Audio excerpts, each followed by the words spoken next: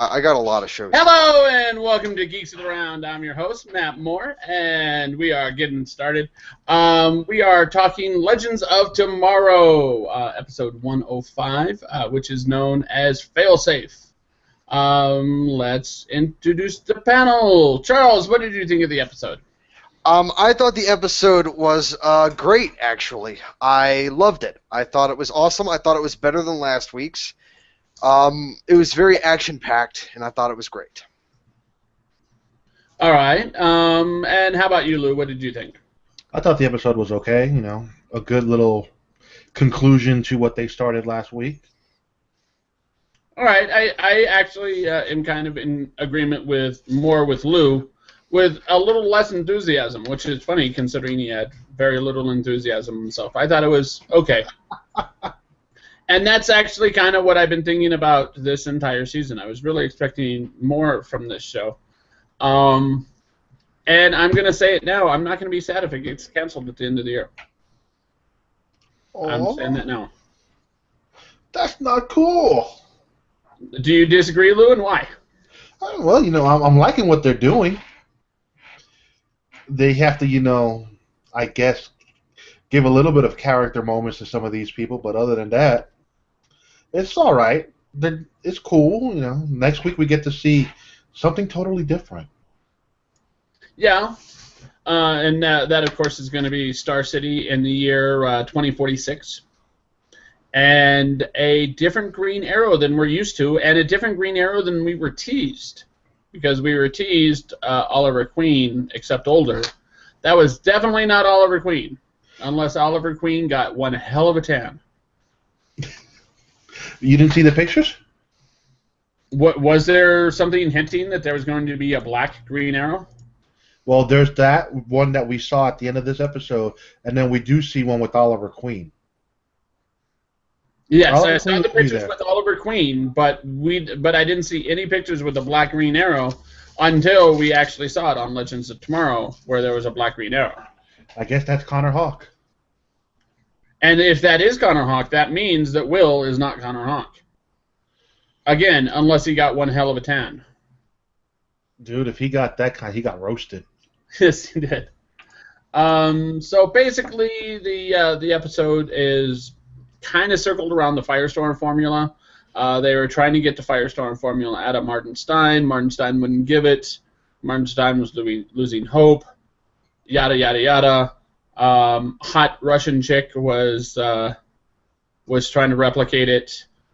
She even made Martin Stein think that he was back at Star Labs in 20. You know, see, that's what's upsetting, though. That was a poor use of Cisco. Yes, it was a poor use of Cisco. You know, I was all excited to see fucking Cisco Ramon come hang out with us for 1 week of Legends of Tomorrow, but no. We get him in a teaser, and it wasn't even him. Yeah, it was pretty disappointing seeing it like that.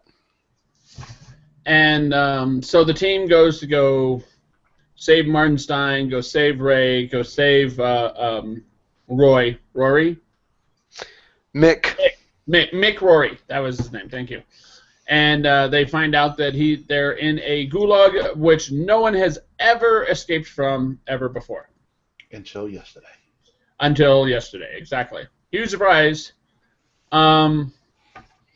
So yeah, they go to save him. Rip Hunter's all like, "No, you motherfuckers stay here, and you go, but your job is to kill Martin Stein if Martin Stein can't be saved."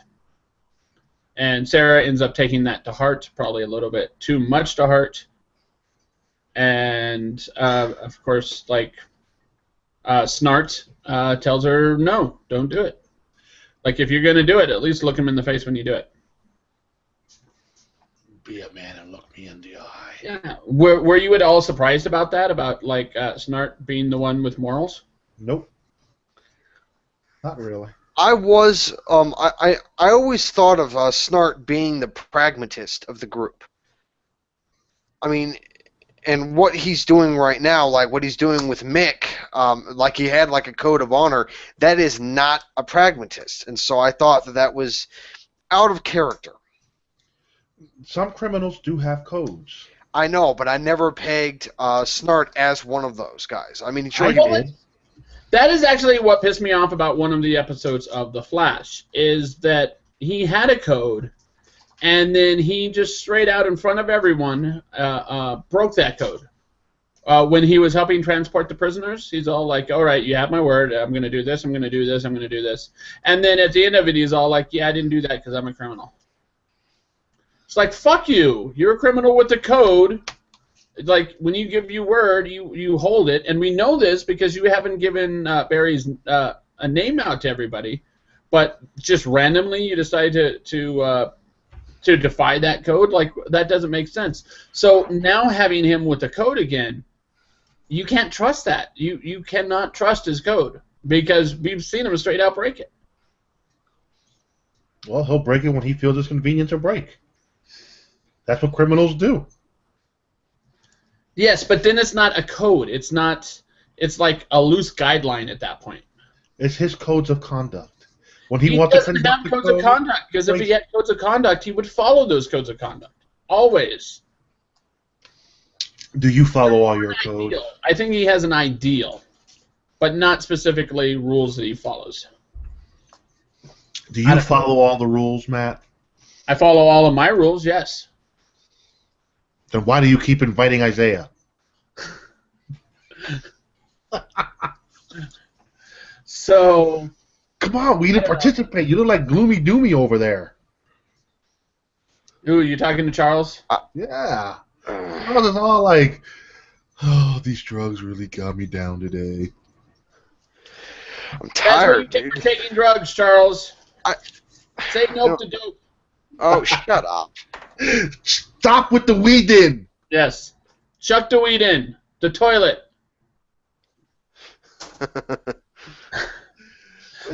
But yeah, so they end up breaking into the gulag, like, easy peasy. Like, I don't understand how it is so impossible to break out of there when you literally just have to run across what is essentially the length of my bedroom to get to the door.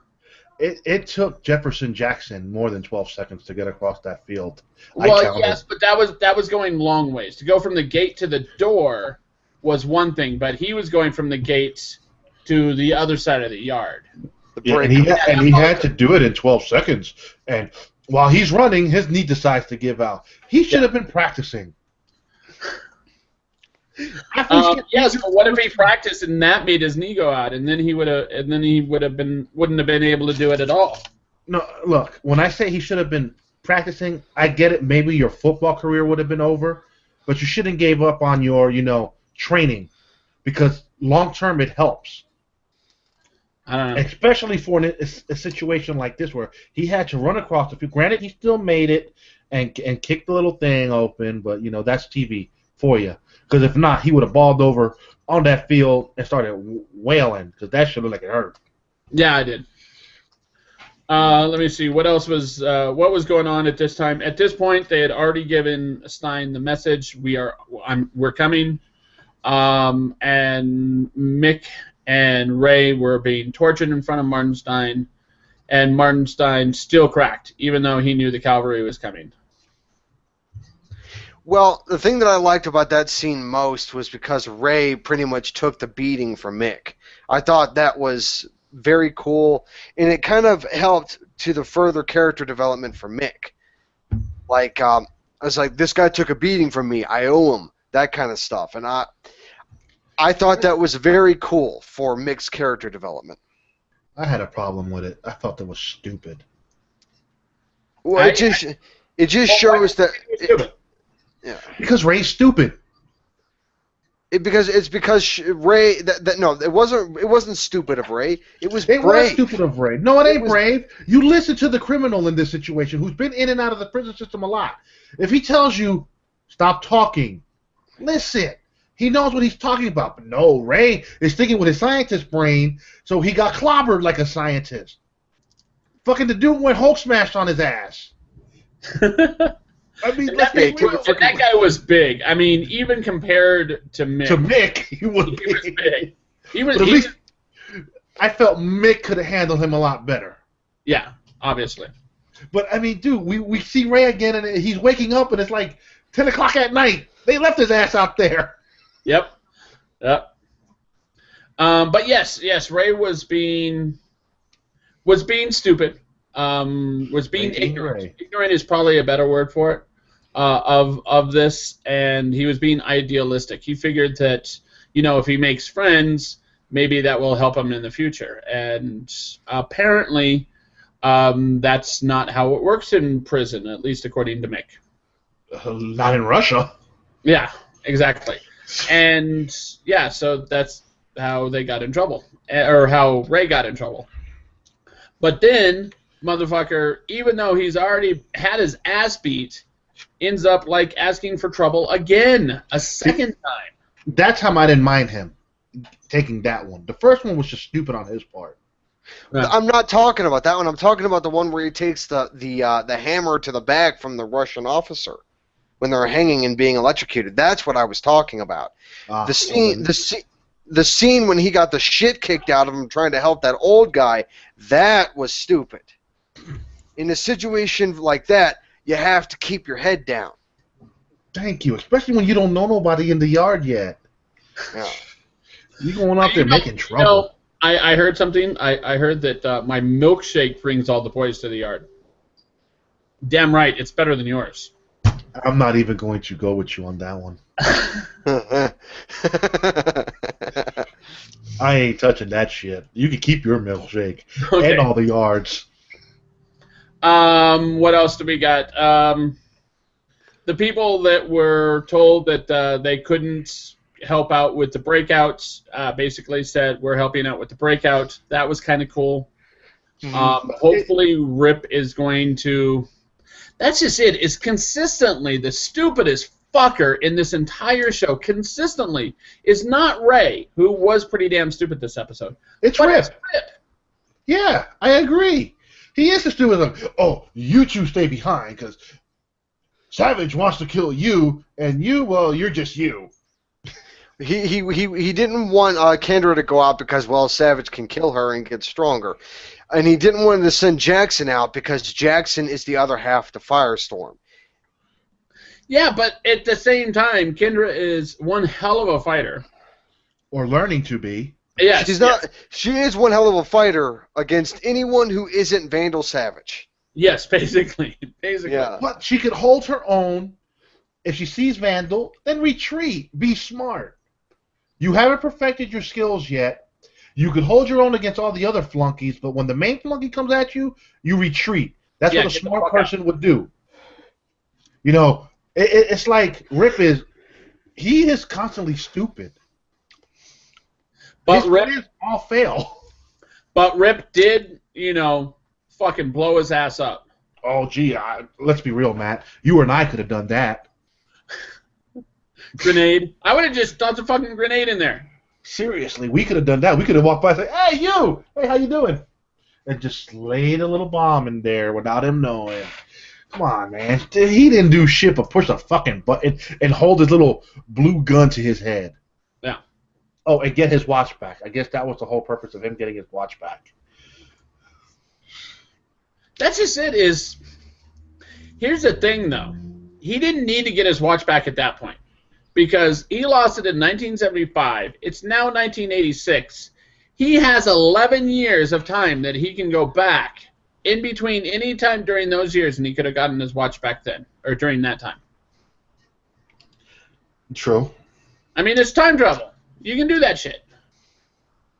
Now watch Vandal Savage be in 1987. But I mean, literally, you can be like 1980 and like meet him hanging out with Ronald Reagan and be like, "Okay, give me my watch, or else I'm gonna do something." That would have been funny.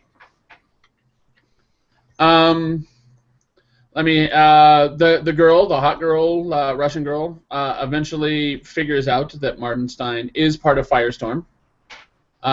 Throws him in the chamber with her because, of course, she's got another one of those nuclear reactor balls. I forgot what they were called. Thermocore. Thermocore, yes.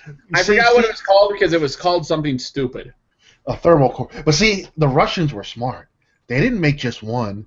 They probably made a few of them. So in case one got stolen or lost, they had a backup. Why didn't Rip Hunter think of that? Oh, because he's just not that smart. Didn't think of what? They're not making thermal cores. They took the thermal core. That was the whole reason to go in there and get out. He left the team behind for it in the last episode, but fails to realize, well, what if these Russians are actually smarter than that and made, let's say, 3 of them? I think they only made 2. Regardless of the fact, you sacrificed your team for a fucking thermal core, and they still had one. Yeah. Yep, that's that. So, some good shit there. Valentina ended up merging with Martin Stein. Martin Stein was all like, this ain't going to work out. And they walk outside and they start nuking people. And that's where Jackson comes in. And saves the day. Yeah. Here he comes to save the day. But, they made that moment feel so father figure-y type. Yeah. That's basically what Stein is. I mean, there's no point. I don't need you to rub that in my face when I'm watching a TV show. I understand you're the old man of the group. You're the smartest one of the group. You're going to act like the father of the group. But I don't need you to show me every chance you get. I get it. I respect the fact that you're dad. Jackson finally figured out, but he had to acknowledge it. I'm sorry, Martin. You are my father.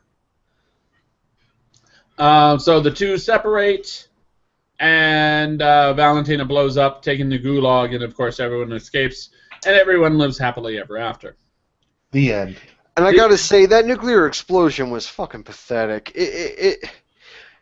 I was it should have been bigger. It should have been a lot bigger, and like more than enough to take out the entire gulag, plus the surrounding forest area.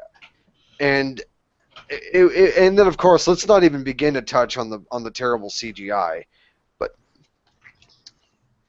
hey, the CGI was still better than the falling walls in Arrow yesterday. That is true, yeah. That was pretty fucking horrible. Dude, everything has been better than Arrow. Was there anything else other than like the end scene, which we've already kind of talked about? Yeah. Was there anything else that we wanted to mention about this episode? Who is that Arrow?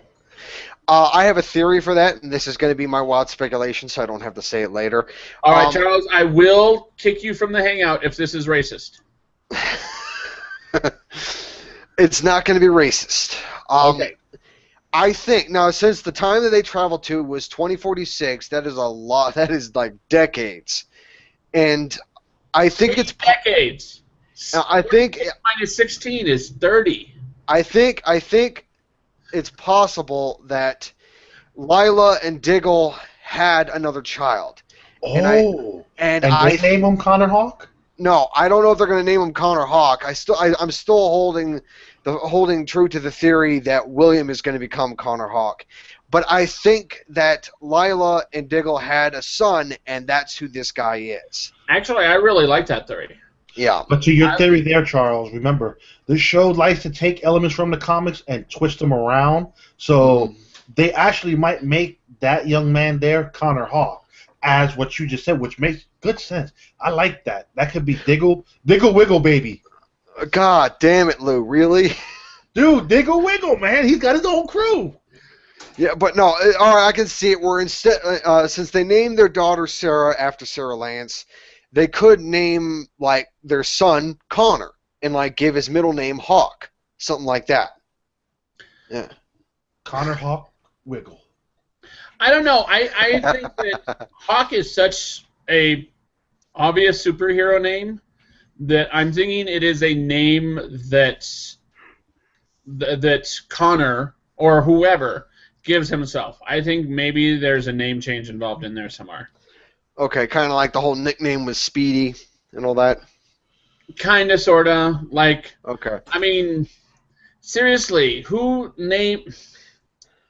I have a couple friends named Fox.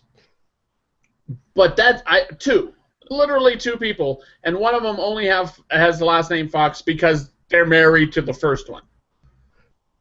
you don't get names like that. Names like that aren't normal. That is generally like a superhero name of some sort.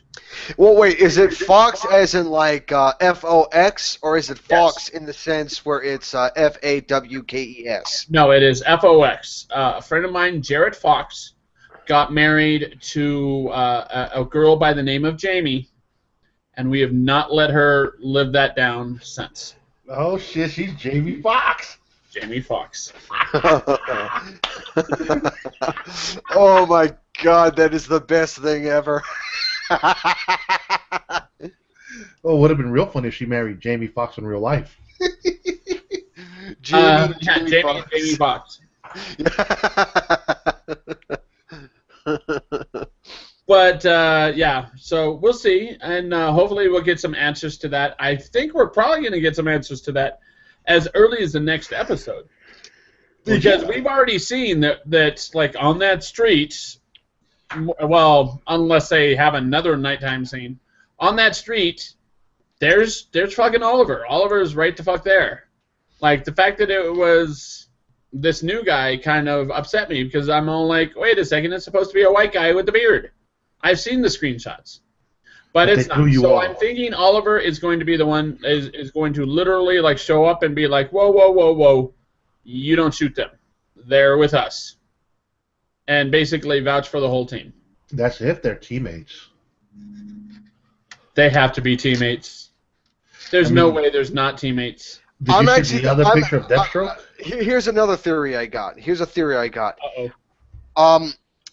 I don't think it's just going to be this new Arrow character and then, of course, Oliver Queen. I think this is going to be sort of the Green Arrow equivalent of Batman Inc., where there's going to be several Archers in this whole organization.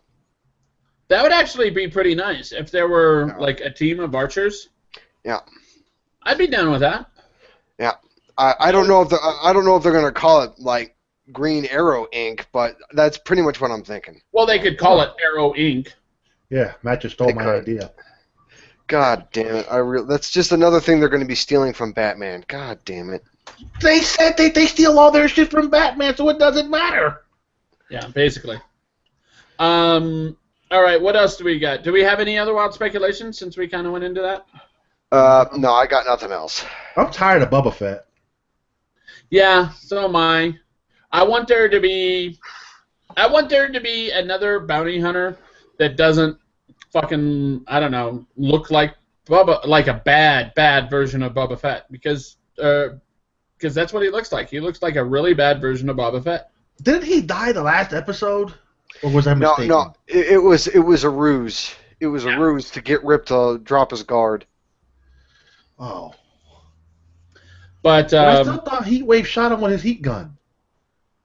No, he's not dead. He's wearing body armor. He can probably survive that. Don't know.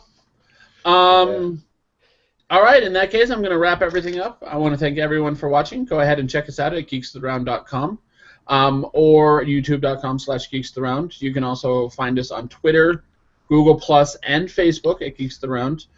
Email us at geekstheround@gmail.com or give us a call at 801-609-GOTR. That's 801-609-4687. I want to thank everyone for watching, and we'll see you next time. Bye. Bye-bye.